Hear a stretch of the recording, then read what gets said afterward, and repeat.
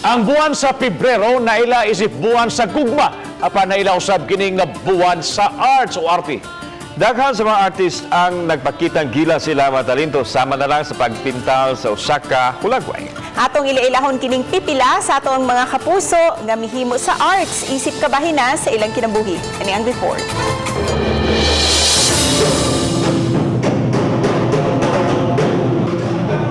Ning buwan sa Pebrero, gisaulog ang National Arts Month aron hatagan og pagtagad ang arte ug kultura sa nasod.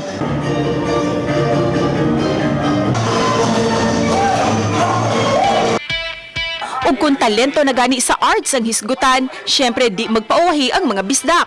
Sa pagpintura, ang uban gihimo na kining hobby o adunay uban nga gihimo na gayong panginabuhian. Sama ni ining artist nga among naabtan nga malinaw nagatubang sa view sa dagat sa may South Road Properties. Matud pa, dugay na siyang may hilig sa pagpintura o gihimo na niya kini karon isip therapy.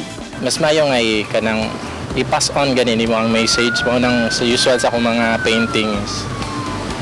Personal kayo na siya nga mga subjects para sa ako na ako'y story nga gipaabot ba. Sa may Bacalso Avenue, amo usab na himamat ang grupo sa mga pintor nga gihimo ng panginibuhian ang arts. Sulod og gawas sa shop, napuno gayud sa mga paintings. Matag pintor ni ini, may nagkalain-laing istorya sa ilang mga mugna. Sama sa 62 anyos nga si Nestor Zamora ug 69 anyos nga si Bonifacio Gaco.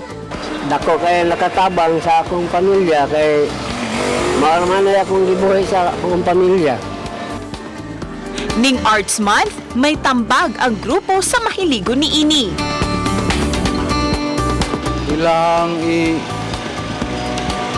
i-develop ang ilang skill aron makatuon yun silang maayo kay di kaya basta-basta ang pag-drawing mo start juga sa kuwan ka ng